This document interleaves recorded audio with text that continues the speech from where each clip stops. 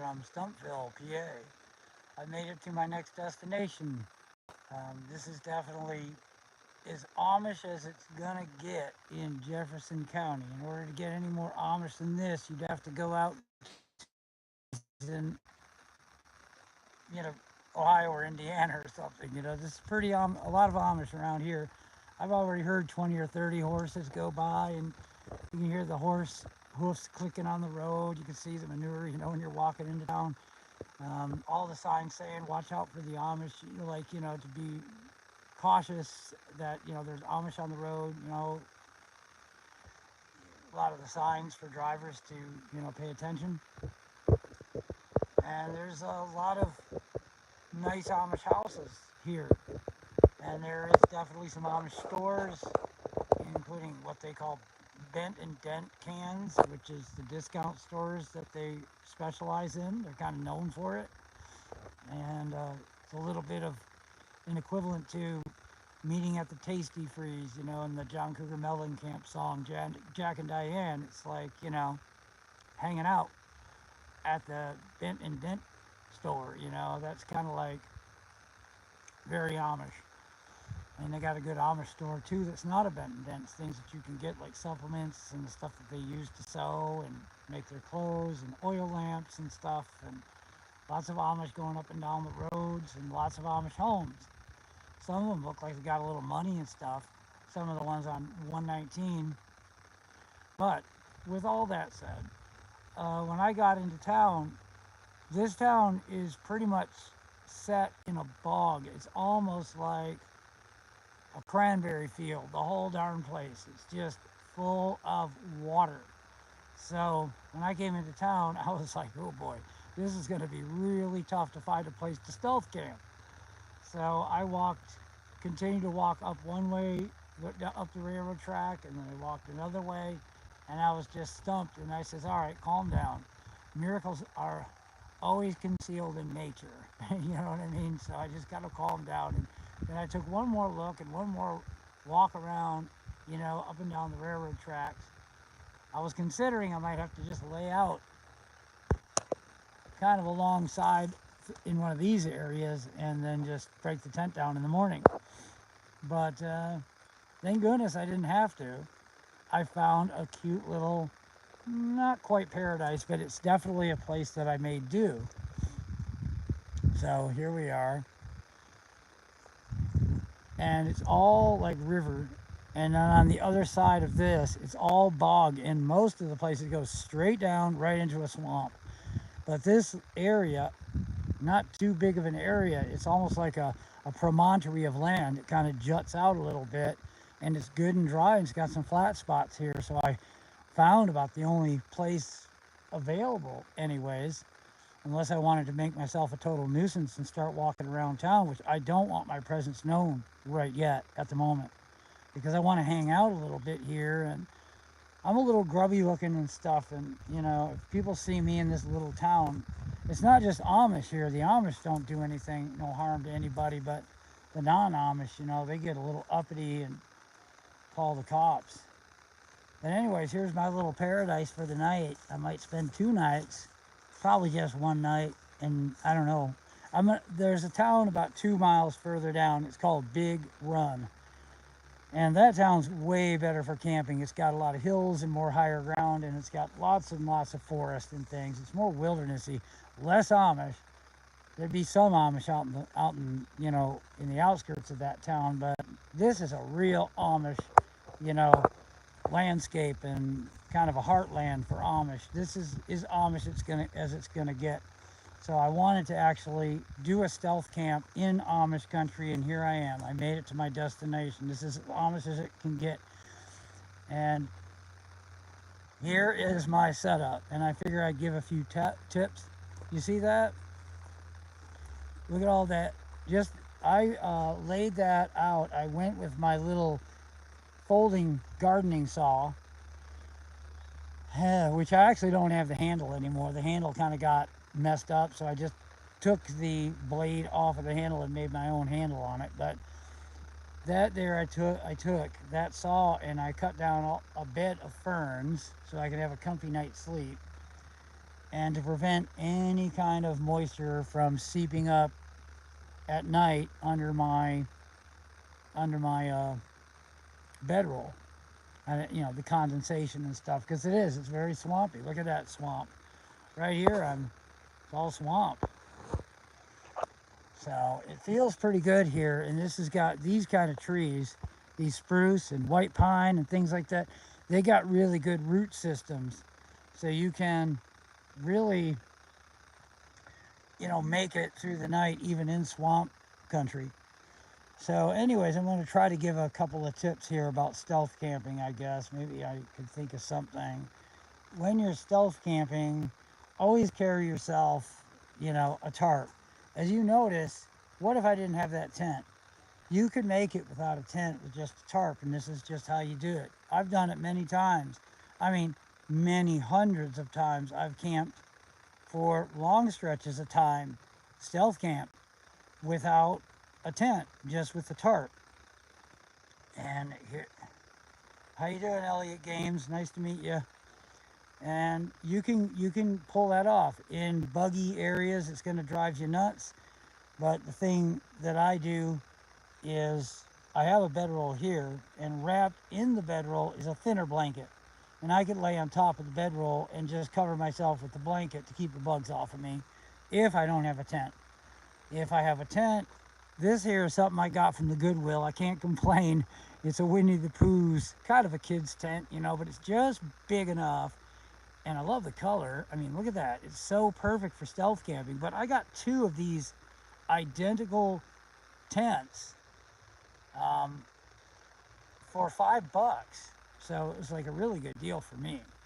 So what I did today too is just to show you could have it without the tent, but with the tent, I still made that bedding. And then you just take this little tent and just right there, bang, you know what I'm saying? And then you put that tent right underneath your. Now you notice the difference between sitting in a tent. This is a very thin tarp. I don't think it weighs a pound, so it's easy to get holes in it, so you gotta kind of be careful with it. They have heavier duty tarps that probably would be 4 pounds, like 3 or 4 pounds, and harder to roll up, take up more space. But notice this doesn't have. I don't have to have the rain fly on here, and I can have this netting all the way open, like that.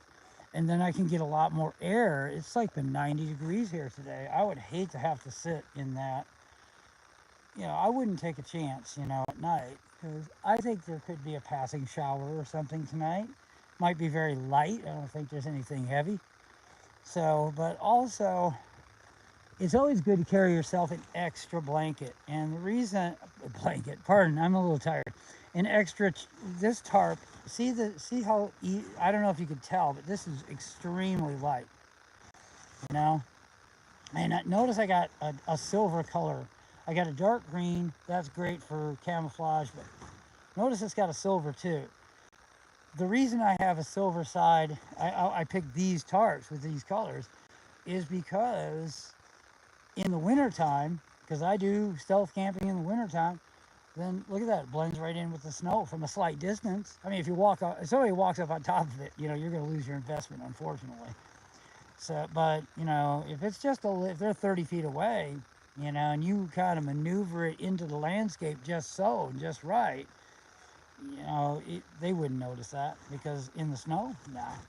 I've done it a lot of times, pulled it off.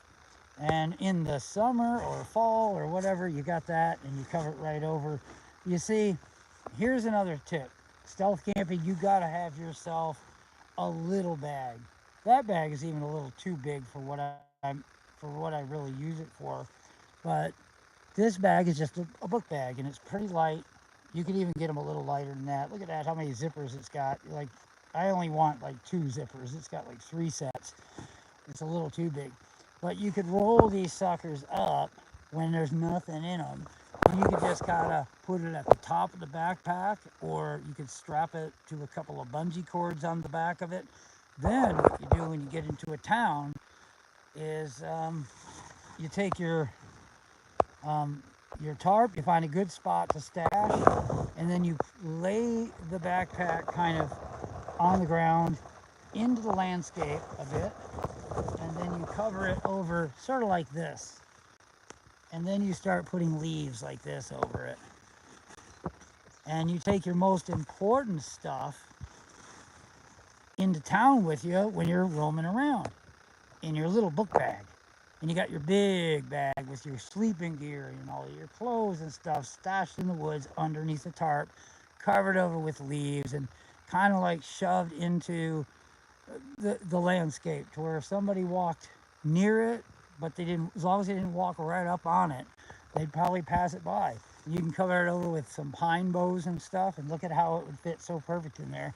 And you're off walking in town, you got your telephone and your battery packs, and you always carry like a couple of little grocery bags with you too, you know, because you never know what you're going to find when you walk around town. You look in the dumpsters, or like these things, like these like grocery bags. You carry those suckers in with you. Carry the little saw the gardening saw, and let me see. I can't think of anything else. Let me see. A little bit of a hack that I use when you're running out of money, and when you're out of money and you want to travel light. Look at this is blackstrap molasses. Now I know I put it in a coconut oil because those blackstrap molasses jars are so darn heavy, and I didn't want them to shatter. So yeah, I take a couple of 2 or 3, maybe 4 tablespoons of that, and that'll get me through if I don't have much food. You know what I'm saying? If I run out of food and I'm hungry, that'll at least put the glycogen I need in the muscles, and it'll get me through for a couple more hours. And another thing, what else do I sometimes eat? Walking around these towns in western Pennsylvania, they have a lot of good, generous people, and they have, I know I got one here. Well, anyways, I can't find it on me right now, but they got baby food sometimes. I'll take the baby food. I don't mind, you know. I don't mean take it out of a baby's mouth or anything like that. You know what I'm saying? When they got a bunch of them, and I don't mind taking 3 or 4 or 5 or 6 jars of that baby food either. I got one I think I'm going to have for dinner. So I don't know where anyone else is, but you know, where you may be listening from. But here in western Pennsylvania, you got some pretty good people here, and they leave free food, you know, for people. You know, it could be ravioli, it could be tuna, it could be powdered milk, you know, or it could be like 25 jars of, you know, baby food or something like that. You know, I'll grab a few of those jars of baby food. I actually kind of like it. Well, anyways, that's about all the tips that I got. Carry yourself a lot of rope. I probably carry about 100 feet worth of rope. Yeah, always carry a spoon in your book bag that you carry with you into town. And get yourself a pair of tweezers. Always have a pair of tweezers and a mirror, because you're going to have to pull out ticks if you're in the east. You know, so that's like a good tip to remember. I like to walk with the staff. You never know. It'll give you a fighting chance of somebody who is an irresponsible dog owner. The dog just tore off at you, and it was like a pit bull or something like that. At least you have a fighting chance. And I don't know, sticks are just really handy. They come in handy for exercise too. I carry my staff. I do exercises with it. You can attach grocery bags to it, and you can make your own weights out of it, like a barbell. And you can just tie the garbage bags on. You put the handle through let me see. You put the walking stick through the handles of the garbage bags, and then you kind of tie a rope around it to keep them from slipping and sliding and stuff. And then you can put rocks and bricks and things in it. You can, you know, do about 4 layers of garbage bags. You put a shirt or something like that at the bottom, keeping the bag from ripping. And then you could put like 25 pounds on each side. It's like 50 pounds. You can get a nice little pump out of that if you're, you know, really isolate, and work on your form and your mind and muscle connection. You'd be surprised what you could do with 40 or 50 pounds. And you could easily go up to maybe 75 pounds or something. It just take a little working. You got to make sure that the branch you're using is strong enough. You don't want it to snap on you when you're in mid-lift. But that's something I mean, those sticks can come in handy. You can use them for stretching, stretch your pecs and stretch your biceps, and things get tired out and you need to stretch them. You can do little Olympic lift moves with it. Yeah, so, yeah. I always make my coffee. I carry instant coffee and I make it at nighttime before I go to bed.